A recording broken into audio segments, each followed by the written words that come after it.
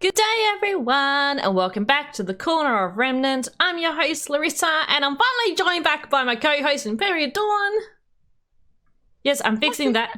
I'm fixing it. It's the window. There we go. Welcome back, Dawn. I am not Corey.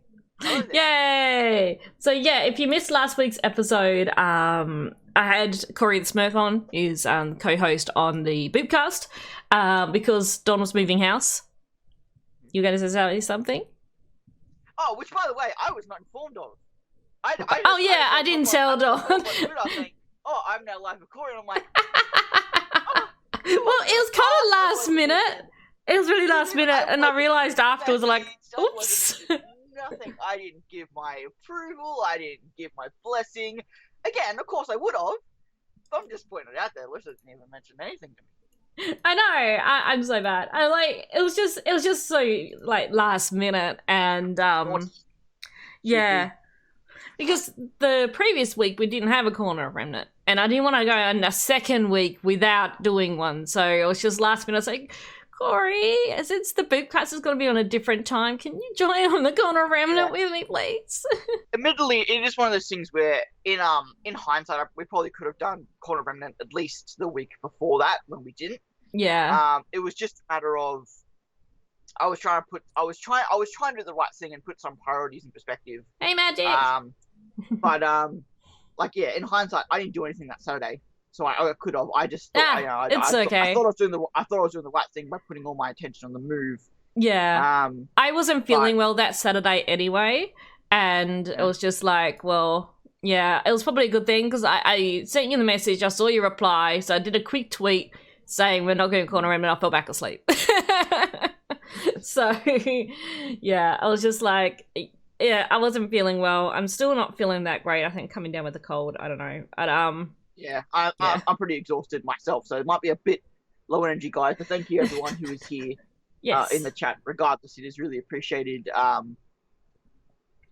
keep forgetting there's 2 episodes. I feel like there's only one. I know. We've got 2 left. I also just want to say as well, if you hear any voices or anything, She Noob is doing her 24-hour stream at the moment. I'm not sure if they're still doing the Boopcast. They were doing the Boopcast at one point. So yeah, if you hear any voices coming from the other side of the wall here, it's just her. Kind of similar thing here. New house. The walls are a bit thinner, so hopefully won't hear anything. I have neighbours now, which I didn't have previously. But we won't have any trucks. Yay! I would be very surprised if we had trucks. We shouldn't have trucks. We might have little kids, but they're fine. Yeah. It's all good. The Boopcast is still going. Well, Magic, why are you here? You're a guest on the Boopcast. Shoot. Get on your own. Oh dear. That's funny. That is funny. Yeah. So yes, that's happening. I may be late watching chapter 12 as well, because I'm going to my family shack on the weekend. It's Australia Day weekend here. Or I might watch it before I leave, but I've been picked up at 6:30 in the morning, so I don't guarantee that. But I got the feeling I'm going to need to watch it as soon as possible, so I don't know. We'll just see. Otherwise, I'll just have to go social media dead until I'm return on Monday.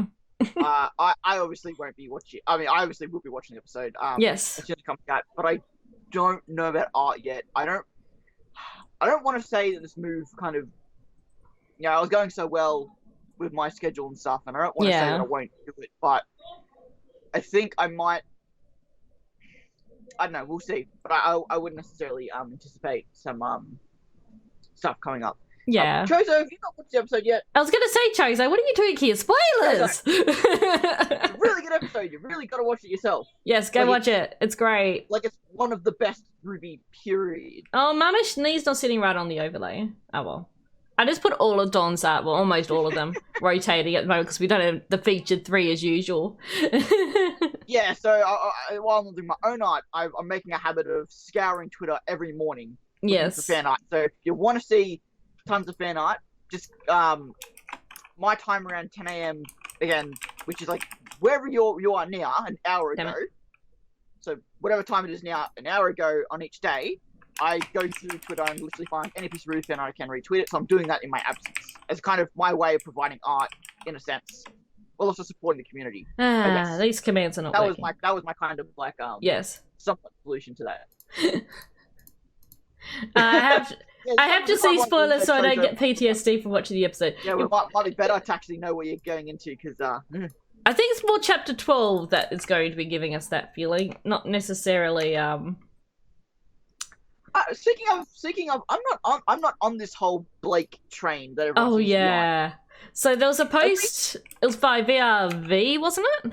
I think Crunchyroll. Oh, Crunchyroll. That's right, Crunchyroll, which has the RWBY logo with a big sort of slash through it, which is through the B. Yeah. Now, back in Volume 5, before the episode where Weiss got impaled, they posted a similar thing with the W having a slash through it. So, of course, when they posted this one with the B having a slash through it, everyone is freaking out saying Blake's got to die or be impaled or have an ear cut off or something. From what I've seen, most people think she's going to lose a leg or the ability to walk because they've had a few references to dancing, like Pietro shoes to make you dance. Oh yeah. And Blake and Yang were dancing in episode 5, so apparently he's gonna be a leg thing. I still think that's a bit grasping at straws, but I think so. Yeah. And while it would be symbolic for Blake and Yang to both, I feel like it'd be a bit heavy-handed. Yeah. At least from a story writing perspective. Yeah. I feel like, and also, I feel like Yang losing her arm was built up to in Volume 3. Like, Yang had a pretty significant role in Volume 3. Yep. Before she lost her arm. I feel like Blake hasn't had a significant enough of a presence to where her losing a leg would feel like justified. No, I don't. Because yeah, well, it was important for Yang with the losing of her arm because that's what changed things around for her. It gave her so much character growth to learn to live with what happened and to adapt. Yeah. So I definitely don't really see that with Blake. I'm thinking more how that really enhances the story. I'm thinking something's still going to happen with Blake. Like I think losing an ear would be very interesting. I could definitely think that. Just because it is so much bigger this volume, like just they're bigger model, like so maybe that's a bit of intentional, like make them bigger so when they cut off they're a bit more significant. I'm not sure, but they seem bigger than they have been. Yeah, I think the ear thing is probably a good more likely chance for something to happen. I just don't know how it would happen because I feel like that would be more like a faunus rights thing where a human cut off the ear. Whereas I think that hasn't been a presence. Like, sure, Neo could do it, or whoever the theory is that will hurt Blake. I think Neo's the. It could happen during the fight with the Aesop, so because that's where chapter 10 left off with them matching up against the Aesop. So it could happen in that fight. It could happen. You're 100% right, but even that wouldn't feel like that would feel weird. Yeah. The Aesops are trying to arrest them, not kill them, and but it could just happen in combat. Harm Blake. And like Adam cut off. Yeah, Adam was a horrible person and cut off Yang's arm. None of the Aesops are like that. Okay. I'm thinking more it would be an accidental thing, just when they're fighting. But it may not. It might be something else. Who knows? There's been a lot of discussion on social media. Like there's been some posts by RWBY teasing us, saying that chapter 12 is so great. Rah, rah, rah, you hold on to your butts, basically.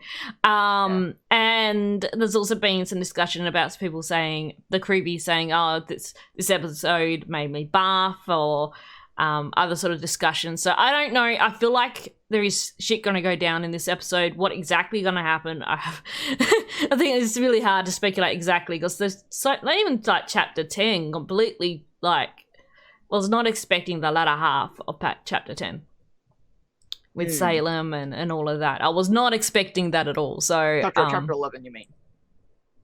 Yes. We're tired, guys. It's okay.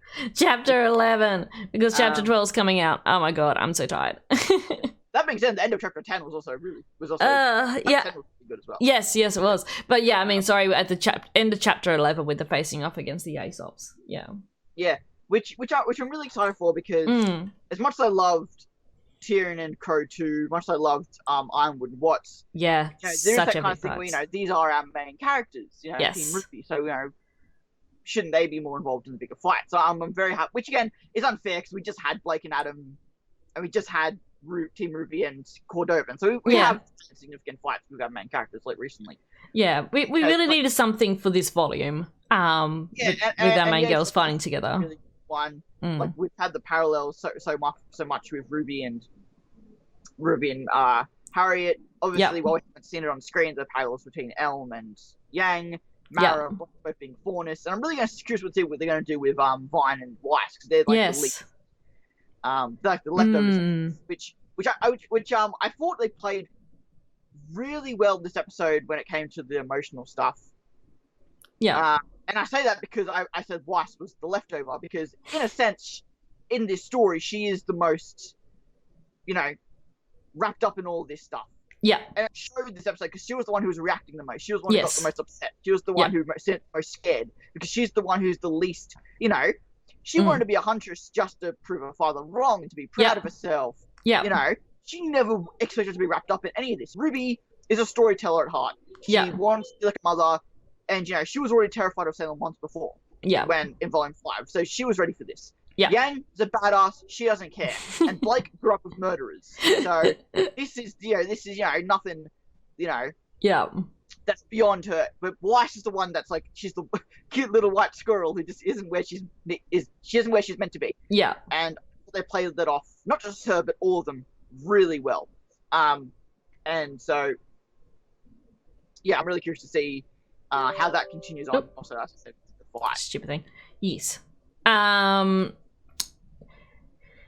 Yeah. What was I going to say? I lost my train of thought when I had that pop up on my screen. I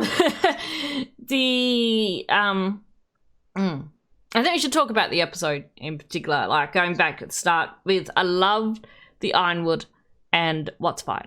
It was just so good. It flowed so well. Music with Caleb. It was awesome. Yeah, that's true. It was so good. It was funny though when I watched it, and you guys watched my reaction, you're probably gonna have a giggle.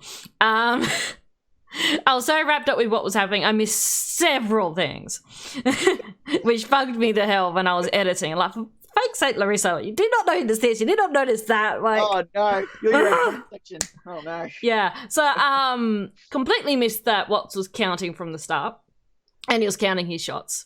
Yeah, that took me, I think, the second watch to kind of exactly get. Oh, I think when Ironwood said, "You're not the only one you can count," I'm like, oh, that's what he was doing. That was like, oh, I didn't even realize then. I didn't even realize till after I watched it the second time. I'm like, God damn it.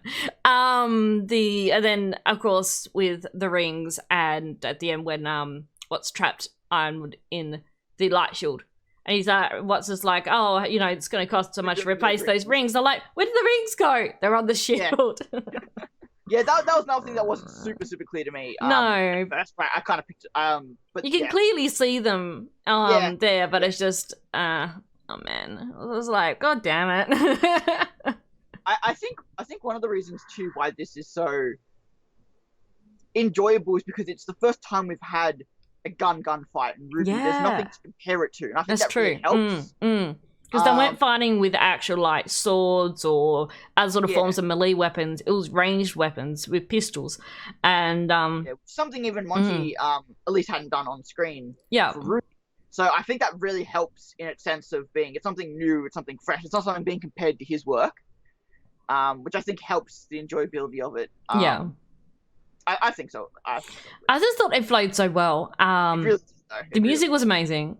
And I just loved how, with the gravity, which of course was the title of the episode, with the changes in gravity and how it was turning around, but it wasn't like you could keep flow of what was happening, so it wasn't like it really confused you or anything. It just flowed so well with everything turning around and what's controlling the gravity and stuff, and it was just so good. And I think the only part that did confuse me, which is what it's meant to, was the tackle at the very end, because they were upside down, but you couldn't tell. Yes. But that was deliberately, you kind of weren't meant to tell at that moment. Yeah. No,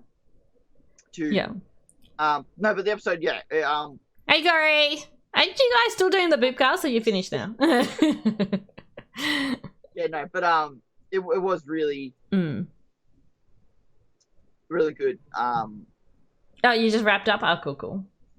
Yeah, like there's not really too much else to say other than it was just really, really good. It was just done so well. It was animated so well, and it was just a really well put together fight, which went for quite a good length of time as well. Yeah, Yeah, like that whole scene lasts like 7 minutes of the episode. Yeah, it was quite a long fight compared with the Tyrion one, which was very short. Which is really good because, like, a lot of the other fights recently tend to be a bit shorter. Yeah. So just having a long, drawn-out fight, I just thought was, again, really helped it being as satisfying as it was. Absolutely. I think the most one I can really compare it off the top of my head being in similar length was the Knuckly fight, because that was drawn out and that was quite a fair bit of the episode as well. So it was a very long fight, but when you're watching it for the first time, you don't really notice how long it goes for. It wasn't until I was watching it with my brother I realized, gosh, this is a really long fight. Yeah. Well, yeah, the 2 parts episode too. Magic, but like this one went 7 minutes before we even got to the next one. Yeah, exactly. This one just seemed to go for so long, but I didn't notice it when I was first watching it. It was just so good. I love the Tyrion fight still, because I love Tyrion. He's just insane, and I really loved him in the fight because he kept his just like his confidence and his just insane laughing throughout the whole fight. But I do like too that they kind of made him outmatched here. You know, Crow didn't have anyone else to worry about.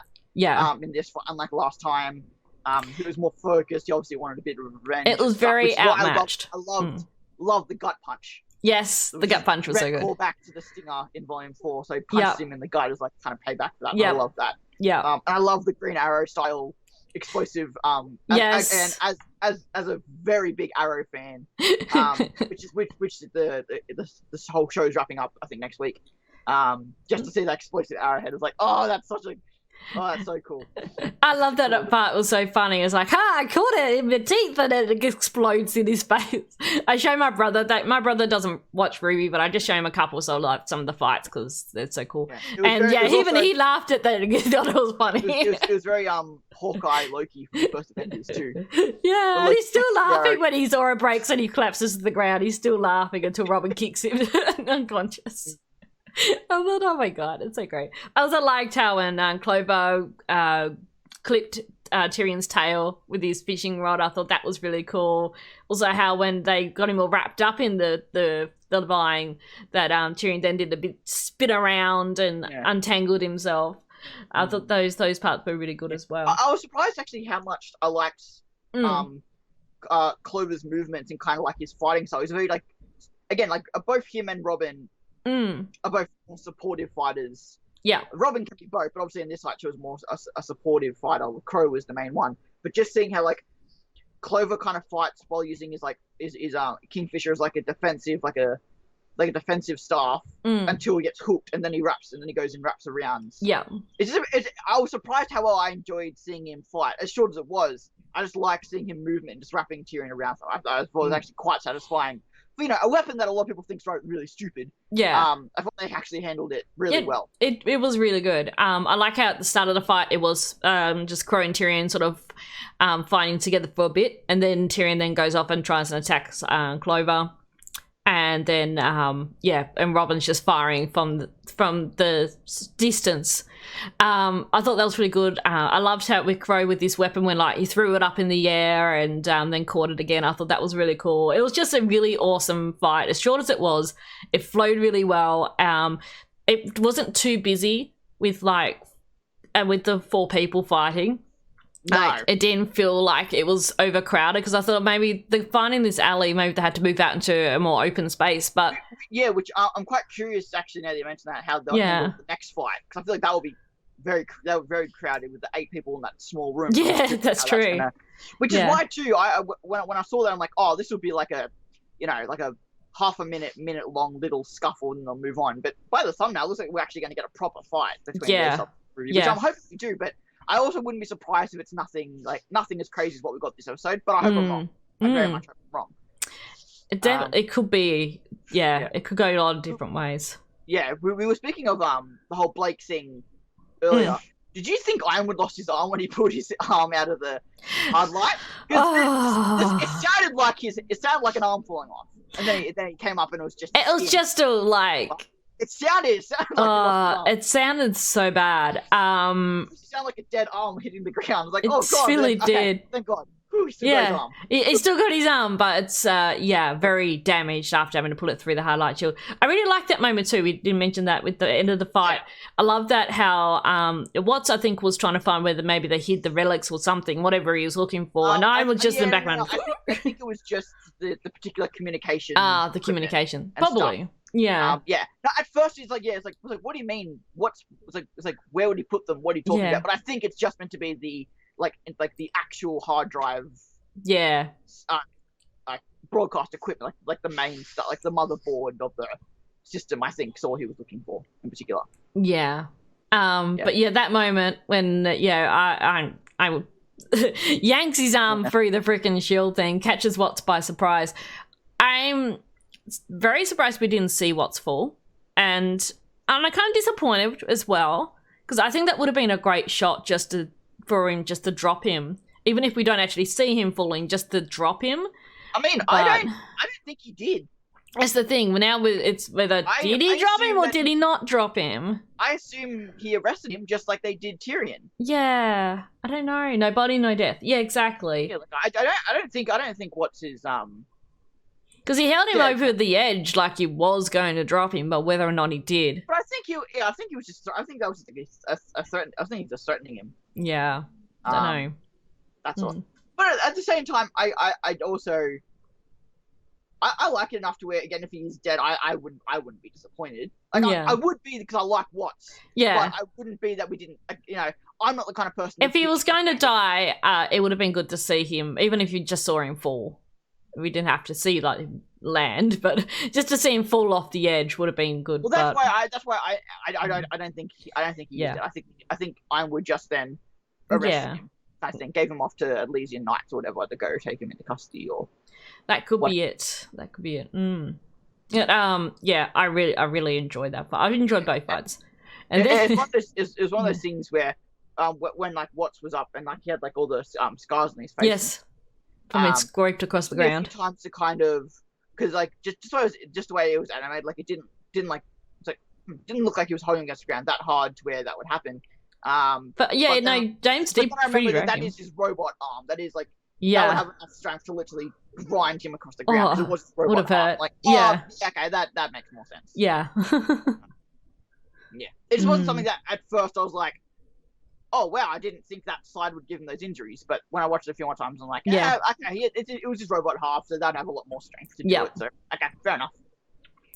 Yeah. And then we had the next scene, which was interesting, was when Ironwood returned to his office and the look on his face. And that was because there was the black glass queen chess symbol sitting there. It's kind of crazy how coincidental this all is. Because as far as Cindy's concerned, that had nothing to do with anything else that was happening. That was just her trying to bait the Winter Maiden out. Exactly. But it just so happened to freak out about Watts and Tyrion, which is completely unrelated. Absolutely. Yeah. So that's a really nice touch. Because they don't know that Cinder basically has left the villain group and doing her own thing. They don't know that. Salem might know, but I doubt. Oh, yeah. Sam would know. But, I mean, the rest of the team and Ironwood and everything, they don't know. As far as they know, Cinder's working for Salem, but she's doing her own thing. Well, I think it wasn't part of the plan. Doing it on her own. I wouldn't say she's not working for Salem. She's just doing her own thing. Well, what I mean, I'll reword that better. She's not working with Watts and Tyrion. Yeah, that's what I mean. She's not part of that plan. She's doing her own thing, but she's not part of that plan, so it had nothing to do with it.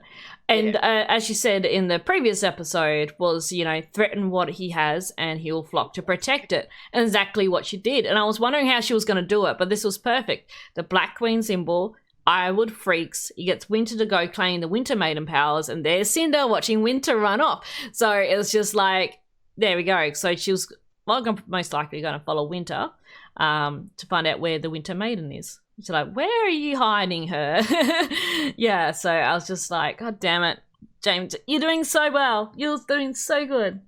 And then this tiny little chess piece just throws everything out, and So frustrating. Yeah, as much as frustrating, like I love it. I love it so much. Yeah. Like it's so in line with his character. It is. I've always said Ironwood and Raven, I think, are two of the best characters in the show, just in terms of it's just their motivations, their characters, their personalities, how they change, how they react to things. That's so frustrating, but I think it's just so on point. It just makes so much sense. Yeah, it does. As a viewer, we know everything. It's frustrating, but also not unexpected. And what Katie Shinobu was saying to me is like, we're waiting for the other shoe to drop with Ironwood, and it did in this episode. So was that. Oh, also I forgot to mention too, with the music and the James and What's Fight was Hero. And the lyrics, and when you, there are a couple of lyric videos out there if you want to actually see them. The lyrics it's definitely an Ironwood song. Let's talk about being the hero, being portrayed. What's the words? I was trying to write down some of the lyrics, but being portrayed as he was as the bad guy when he was trying to do the right thing.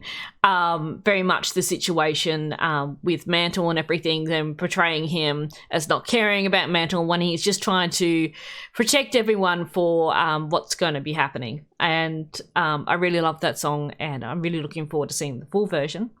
Yeah, but it was interesting with the lyrics. It's definitely an Ironwood song. Funny, like the main thing that made me so happy about the song was just the line "I am due process." Yes, yes. I was like, yes. It's a dumb little thing, but I'm like, I love that line. Like, the lyrics are amazing. It's just and I missed a lot of it when I was watching it the first time because of what was going on, and so I just been looking to see if there's any lyric videos, and there were a couple, and it's like, okay, that's better. Now I can actually more concentrate on the actual lyrics of the song. And one of my other favorite things about this episode, I think I tweeted about it, was I want to pull it up here because I want to get it just right.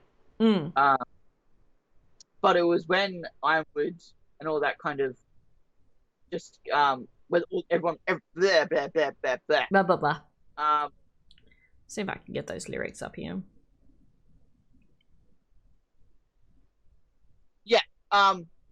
When Ironwood's talking about the significance of the Black Queen and how like it's always been Sam's way of telling them that she's inside or she's there, and I love just the slow pan towards his bag. Yeah, as like a foreshadowing that, like, again, completely coincidental because Cinder has no part of that plan. Yes, but Salem is inside, and it's one of those things where the whole volume, I'm like, why not more people questioning the bag? There's something that I thought everyone would be questioning, but I never saw hardly anything about it. Yeah. And the whole time, it had a grim seer in it. Which makes sense because that was Santa's way of communicating with her cronies. Back in Volume 5, it's how she communicated with Lionheart. So... But Volume 4, she knew that the relic wasn't found at Beacon yet. Yep. So, but the fact that it shriveled up and died and cracked and this smoke comes out and there's Salem, I was like, holy cow, I was not expecting that. But it was so good. Like, that whole scene was so good. But also prior to that, just when they were fighting and everything too, when it came out, of course, with Ironwood now doubting about with Blake and Yang having told Robin about the communications tower. He brought up again about how they lied about the lamp and everything, and then Salem comes out, and then Salem's on her way. She's coming. It was just like the perfect timing.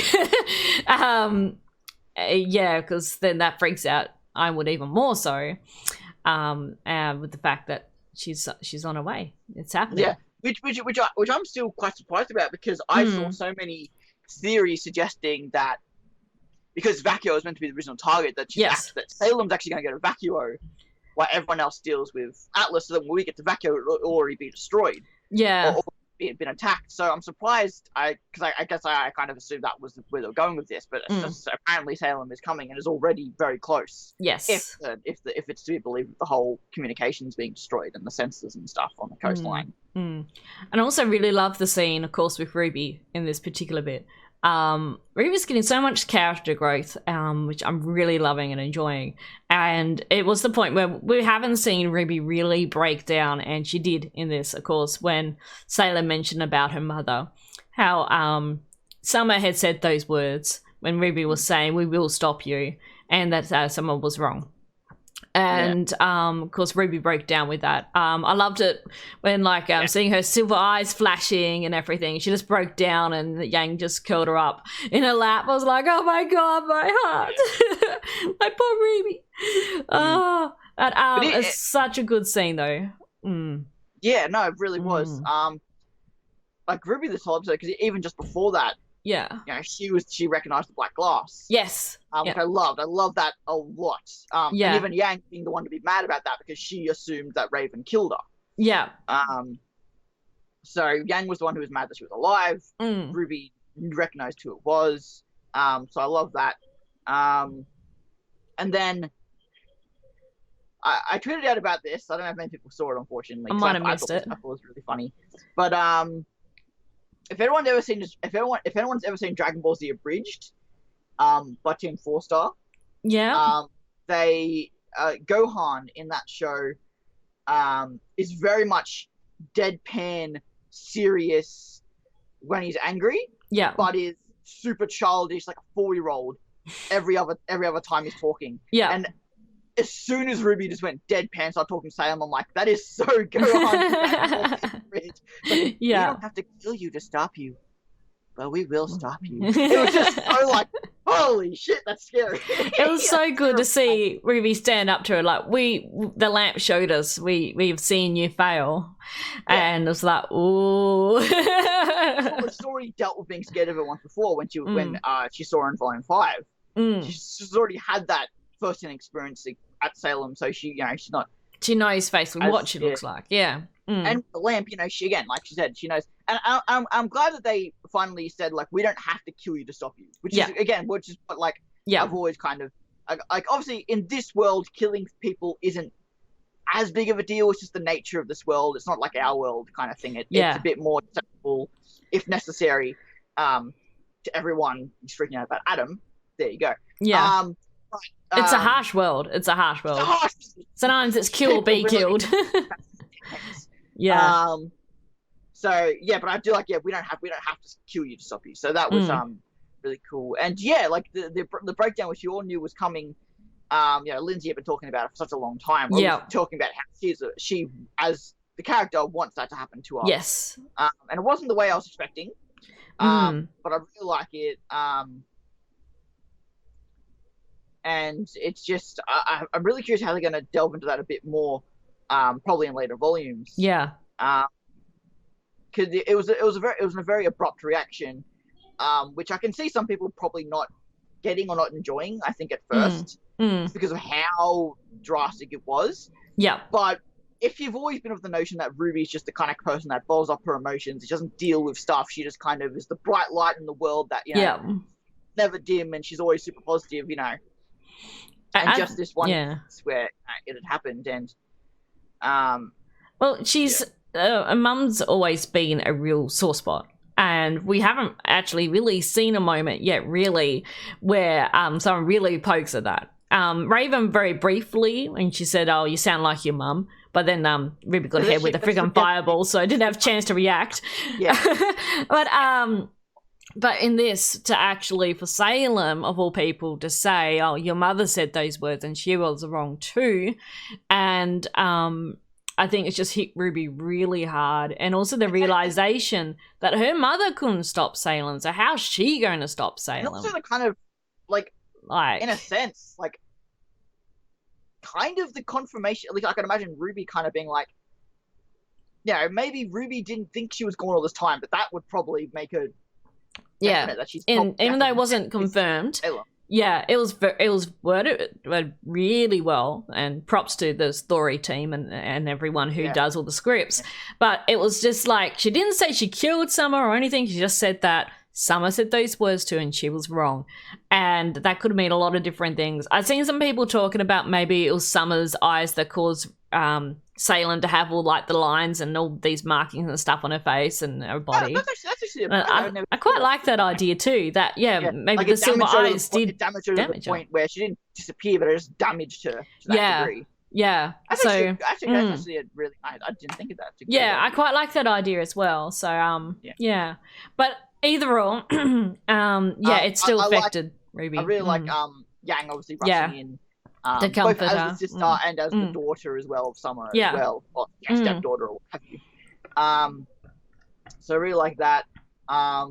I really like Blake leaning down to her because while Blake and RWBY, of all the team members, don't have the strongest relationship, Blake's always been very vocal about how much she cares for RWBY. Even if it's not mutual, or even if it's not like, you know, as strong as her and Yang, you know, Blake, again, even if it, in a one-sided way, really cares for RWBY and really wants to keep her safe. You know, like obviously she mentioned back in Volume 5. And then also she mentioned this volume of like, you know, we'll follow your lead, RWBY. I was just about to mention that. How she said, we'll follow your lead, RWBY. Like Well, I'm not saying it's a one-way love, but I think Blake cares for RWBY a bit more than RWBY cares for Blake. I think RWBY does care for Blake still. Like with activator Silver Eyes back in last volume. I know I'm not saying it properly, but I know what you mean. Blake cares for RWBY, I think, more than RWBY realizes. It may be the way I'm trying to put it. I think, or at least I like to think that way. It makes that scene feel more better to me. That if I interpret it that way, then that's how I interpret it, and I enjoy it more because of it. Just like again how I said with the whole Weiss thing, because she's like the most disconnected from the plot, or at least like in her own sense of self. That's why her reactions are always the most like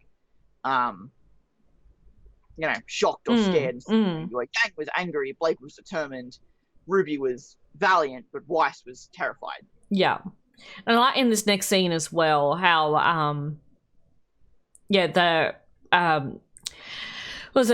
Elman and Van Dyke check the outer sensors, and of course they're offline, and everyone's sort of questioning things, and I think it was Blake who sort of said you said the communication tower was ready. Is it ready? And of course it isn't. And Iwar sort of turns around and says that he sent Winter off to claim the powers of the Winter Maiden. And then it's sort of the conversation went about raising Atlas up in the air like it was first proposed by Oz. And of course that's going to leave Mantle behind. Make the hard decisions. It was like they can, but not gonna exactly. Like it was really interesting. Like James was like, we all have to make the hard decisions, and the girls are like, well, we should stand our ground and fight and protect the people. But so like you know how it's like, you know, but we just won tonight. If the force comes, you know, then we'll all be dead. So, run themselves ragged, saving Mantle. Tonight. And Vine was like, we should focus on we can't focus on the one battle and when we're fighting a war. I love Yang. It's like, be 100 and 100s. You can't just back down from a fight. I love the voice crack at the end there, was really nice. I love the voice acting in general. Really, the voice has been so good. Especially, obviously, Ironwood is so underrated. Like Jason does an amazing job with Ironwood. He really does. Like I love the line of like Weiss is like, none of this matters right now, and Ironwood's like, loyalty always matters. I love that line. Right before the grim pops up. The only little nitpick I have with this episode is probably just I feel like sometimes Weiss, and I don't know if this is animation wise or Kara wise, I feel like sometimes her voice acting and the animation don't quite match up. Just like when either Kara puts too much emotion and it doesn't reflect the animation, or the animation doesn't reflect as much of the emotion. So it's a bit back again, a little tiny nitpick I noticed this episode, and that might just be me. I'm not saying it's a fault of either or. I'm just saying I think the example was when Ironwood said, I think it's just to claim the power of the Winter Maiden. And she just goes like, what? Over her mouth. And I don't know, it just didn't seem quite right to me, but I don't know how to explain it. Again, little nitpicky, the little nitpick that I had. But it doesn't distract me. Like, it was so good. I really... nitpicky for the sake of being nitpicky, really, if nothing else. But then, James is like, we have to get the relics and the maiden as far away from Salem as possible. And, but it's like, but I thought you said we could keep it. It's like, well... That was before you lied to me, You lied to me. And I'm like, I mean, it's not wrong. I don't think he should have it either, but at the same time, it's like, you know. Yeah. No, I completely understand some people not enjoying, like, you know, like lying plots, because some other people sometimes they feel that they're convoluted or stuff, but I thought they've handled this really well, this whole volume. Like, you know, they've been regretful, they've been like, yeah, we should have told him, but, you know, but at the same time, look what's happened. You know, if we told him from day one, this might have just been what happened day one rather than now. Exactly. So, I was trying to find the lyrics. I've got the lyric videos here for Hero. That's what I was bringing up before. Yeah. I didn't even know it was called Hero. I didn't even know that. Yeah. Trying to find someone who's just posted the lyrics, but yeah, I got the one of the lyric videos here. But yeah, it's Hero, and the lyrics have been provided by Jeff Williams as well. So he goes, yeah, I would die. Without regret, I offer up my life. With zero preservations, I would fly.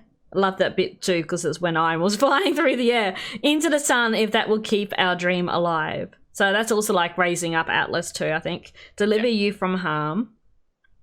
Shelter in my arms. The fear will surely fade. Know right now the plan I made will guide us home. We will survive this storm. Yeah, I mean, it just goes back to the time with Sting. He always thinks what he's doing is right. He always thinks he's doing what's best for everyone. Yeah. I will fight. And what? For you, no matter how I am despised. Portrayed as cruel and heartless, I am might. Tin Man, that makes sense. Yeah, I am power, undue process, I will smite. I love that. Yeah, it's so good. Our enemies destroy. Metal I'll deploy. No chance that I won't take. My oath to you I won't forsake. Hope's not gone. Just hold on. Take my hand. I love that bit in the fight too. I'm here to protect you. Nothing will stop me. Understand. There's no sacrifice that I won't make. I'll risk it all to keep you safe. Trust me to be strong. I'll be your hero. Just hold on. Yeah, it's so good. That was the end of it. Yeah. Hey, Dodge! Yeah, so, it's just perfect. It sums up Ironwood and everything so well on his character. And, yeah, I really love it. And it's such a cool song. It's such a good song. I mean, to be fair, we should have seen this coming. Caleb did a collab with Casey Lee Williams earlier this year, so I mean, I guess. Hey, Justin, love Hero. Yeah, Hero is so good. It's such an amazing song. But yeah, if you wanted to look up some lyrics, there's some lyric videos on YouTube. Yeah, I'm curious now if we're going to get one more song, if we're going to get one more before the volume ends, which I feel like we might. Obviously, excluding the credit song. Obviously. Yeah, I was going to say the credit song. They could, I was wondering too. I think... Because Casey was hyping up stuff. I don't know if she just meant Hero. Oh, I don't know. Well, it could be. I feel like it might be something else. I don't know if I don't think we'll get an Aesop song. Good, thank you. Yeah.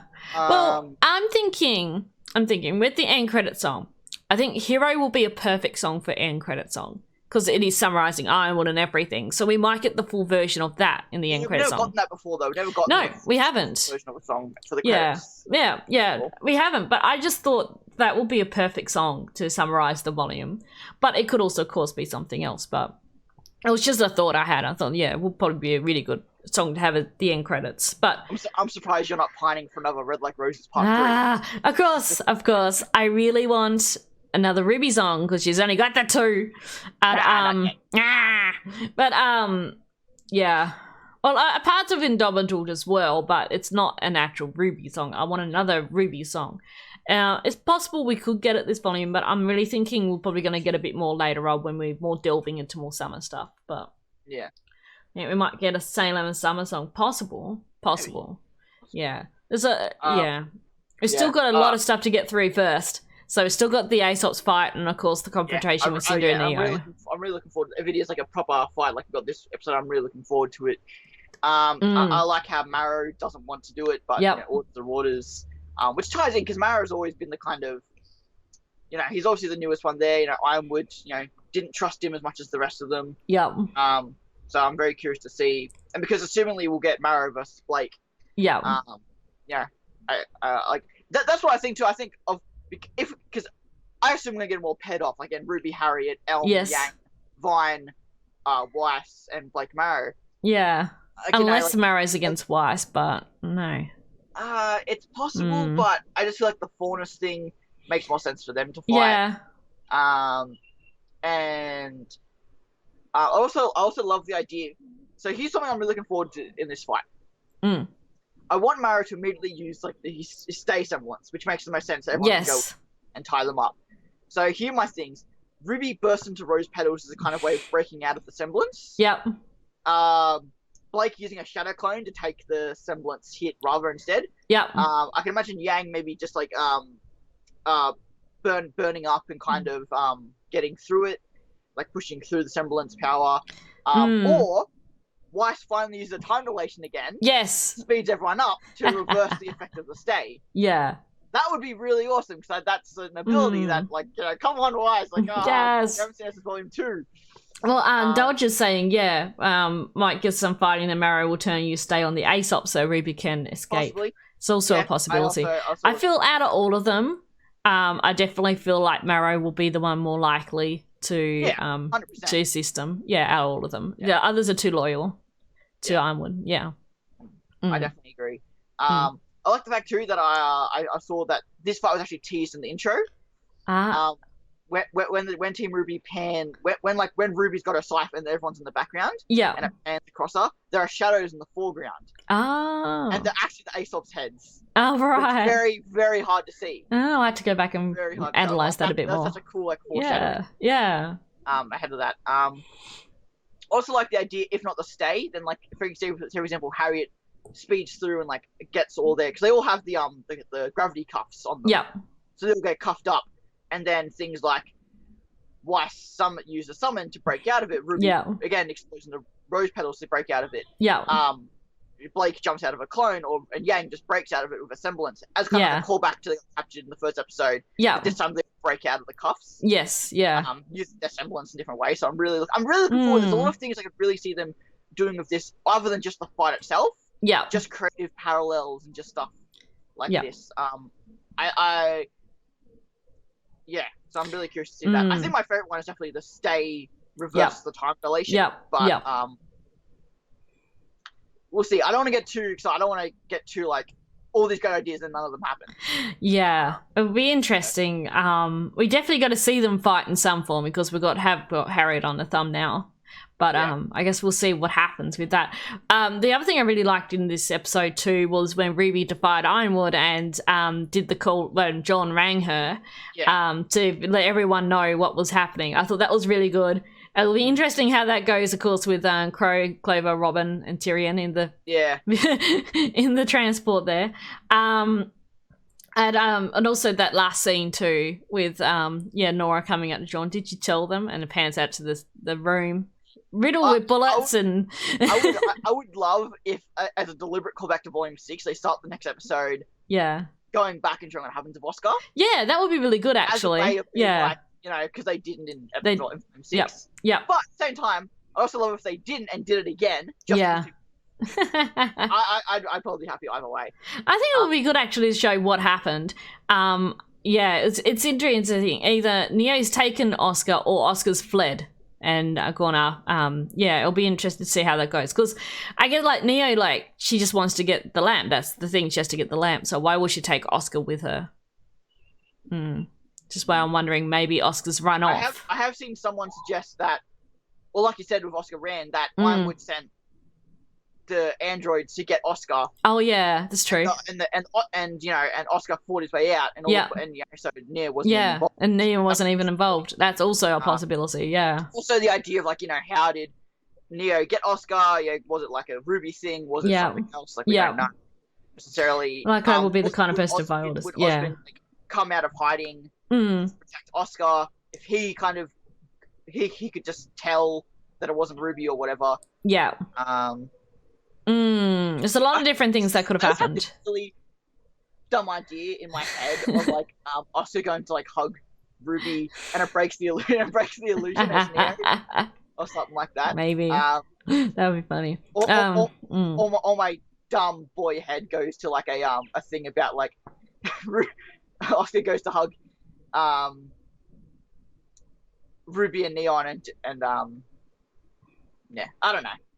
Just funny, just dumb things, I guess. Yeah. And we've got the wanted poster as well, so that was posted on the official RWBY Twitter. And it has got Oscar on there as well as Crow. So it's got all of them on there. Doesn't have Robin, but I think it's more because it's just their group. It has just the group of them. Yeah. It's very interesting too. And also I wonder, like, with like Neon and Team Funky and whatnot as well. We haven't seen them at all through all this since episode 5. Yeah. How? I mean, I doubt we will. Yeah. It probably would have been episode 10, like showing them fight Grim with the rest of everyone else. Since we didn't, I don't know. I wouldn't be against it, but I don't have much belief that we'll see them again. But I'm just wondering, you know, because they've got the wanted thing now to detain. So yeah, so we also got the possibility of finally getting that Cinder versus Winter fight. Yep. Which I don't think Winter will beat Cinder. As maiden power or not. I'm going to see how this is gonna resolve because I feel like Cinder has to win. Yeah. Because she's lost so many times, I feel like they need to have her. I don't think they can have her lose and escape again. Yeah. You know what I mean? Like, she escaped Beacon, she escaped Raven. I don't know if they can have that happen again. Yeah, I don't know. That be very like annoying at that point. Yeah. I don't. So you know, does that mean Winter has to die? I don't necessarily know. Does that mean Cinder has to get the maiden power? I don't know. It's so unlikely now, but I'm still holding out for Nora getting the maiden power. I just still feel like that makes the most sense. Yeah. But I doubt it's gonna happen. Neo could get it, but I don't think Neo. I don't think that's gonna happen. I like the idea of Penny getting it if she can. I don't know if she will be able to though. She has a soul, so yeah. Yeah, I don't know. I feel like she might be able to, but I'm just not certain. Because I think too, we're also going to get Penny versus Cinder possibly as well. Possibly. Which would be nice if they can call back to Volume 3. Yeah. Which is always a shame. Oh, here's an idea I had that I haven't seen anyone else mention. Yeah. What if Oscar gets tricked, gets taken, he loses the lamp, etc., etc. But it's not Neo's illusions that do it, and it's Emerald's. Oh. As in, Emerald and Mercury show up in Atlas. Yeah. And that's how Emerald gets the lamp, thus making her Aladdin. Yes. And then she uses the final wish on whatever. Well, Yeah, so again, I understand that's very unlikely, but I just thought that would be a really cool curveball to throw. Like, you know, you have all these illusions, we show Oscar being tricked and stuff, and you will assume it's Neo's illusions, but it ends up being Emerald's. As far-fetched as that is, but I could also imagine after the talk with Tyrion in Volume 6 about do what makes you happy, you can't leave, but, you know, etc., etc., maybe they would run off. So yeah. Again, it's a long shot, but I just thought, like, that would be a cool twist curveball, I feel like. Just because we still don't know really where that last question is going to end up. So, if it has already been used, I might have already used it. Like, we don't know. It's possible as well. Don't know, yeah. Like there was the idea that Ironwood knew all this already because he asked the lamp the question. Yeah. Back in episode 1, but we don't, or 2, but we don't really know that. I don't think so, but yeah. I don't think so, but I was saying it. Also, I think it's a possibility, but a doubtful one. Well, if anyone has any other questions, I think we've discussed everything. I think so. A little quicker than usual, but we're a bit low energy and getting back into this. Yeah. So, all good for next week. Yes.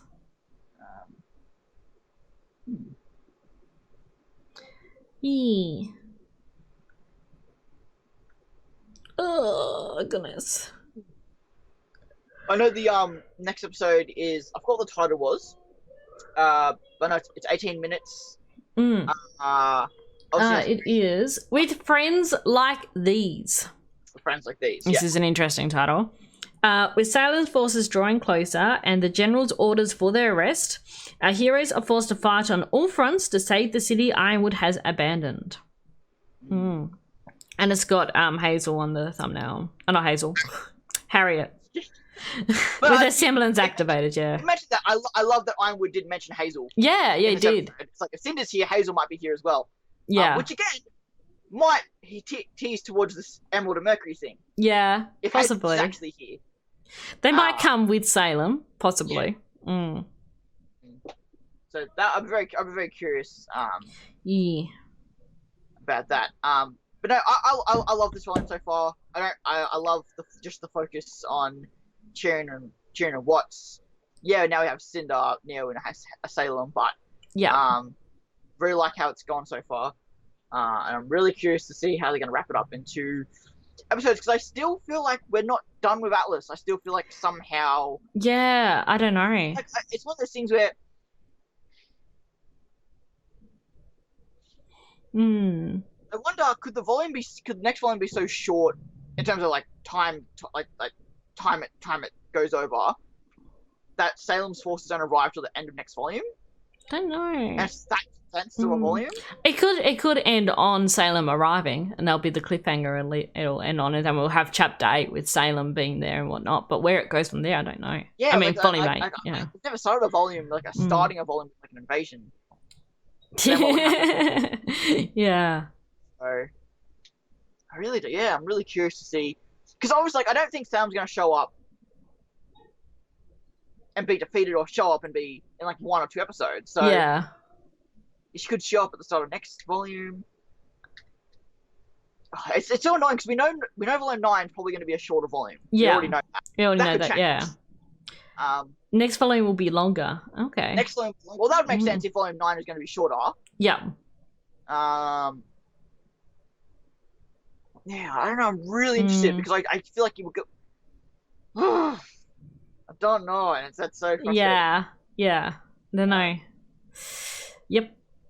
But I just feel like this volume's been very surprising. Like, there was some things we expected to happen, which happened, but a lot of things that we weren't expecting as well. And it's definitely sort of going. That's always in a nutshell. Yep.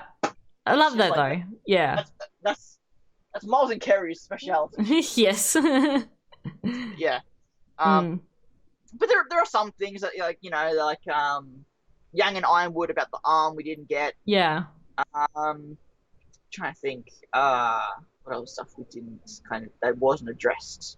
Well, we kind of had the arm addressed by Pietro.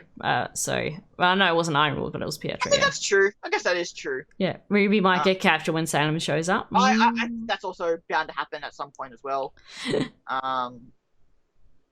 Captured or losing an eye or something to that degree. No losing eyes. Now. Like I imagine Tyrion will escape. Especially with the whole Clover thing. While I'm not a big Clover shipper, I would like them to like have a bit of like an argument. Yes. For sure, like talking about loyalty to each other. Yeah, like, well that's it. And stuff. I'd love that. I would actually really like that. And Robin and Tyrion being like, what's going on? I'd very much like that. So that I'm curious to see. I'm curious to see Cinder versus Winter, possibly, or Cinder versus Winter and Penny. I'd love to see a Penny Cinder kind of realization, like the two, like Penny realizes what Cinder caused. Dad, it would be nice. Yeah, I just trying to put my head around it. So confusing. Yeah. Anyway. Anywho, I think we should wrap it up there. I think we're good. Yeah. So thank you everyone. For joining, whether you're watching live, you're watching the VOD on Twitch or YouTube. Very much appreciated to have you all here discuss with us. Should be back next week, same time. Yep. Discussing episode 12. With Friends Like These. And then we'll be moving forward to the finale after that. And then that'll be it for this season. That'll be it. Until RTX. soundtrack. Yep. Or I think the book comes out before that. Yes. No, Before the Dawn. Before the Dawn, huh? June 2nd, I believe. Yeah, yeah. So we'll probably have soundtrack first, book, and then RTX. So, When do we get the sound? When do we get the last soundtrack? It was a bit later, I think, wasn't it? Yeah, I thought usually it used to be May, but So yeah, I thought we got it quite late. And we also have the Stories of Remnant, or the Fairy Tales of Remnant. Oh book. yes, yes. I don't know when that's being released. I'm really excited to see that. That looks really good. Just trying to think other stuff that's coming up. RWBY related that's this year. Well, we had the Fan Forge competition, so congrats to all the fan artists. Oh yes, yeah, they looked really good. Yeah, really, really good. 2 books, RTX, soundtrack. Is there anything else? I don't think so, unless they bring out Chibi, but I don't think they will. Yeah, I don't think so. RTE2 is that new show, the Record Keeper, that's coming out this year. Okay. I haven't seen anything, but it's very similar to No Matter of Nowhere. Right. Which unfortunately I think at this point is dead. Yeah. Sadly. So yeah, no, I'm very curious to see what we have. So yeah. Thank you everyone. Thank you everyone for hanging out. We will see you next week. Yes, we will. For those watching on the stream, hang around. I won't do a raid as such, but I will host Gina, of course, who's doing her 24-hour stream. Yes, go support her. We will. Yes, but praise the great one. Praise the great one. I don't have any. Why? 1 second. Where's Waifu? And Pocket Neo? Oh, there she is in the box. Best I can do. Yes, and we'll see you all next week. Woo! Thank you all for watching, and we'll see you next week. Enjoy chapter 12. Blah. So everyone, bye! Bye!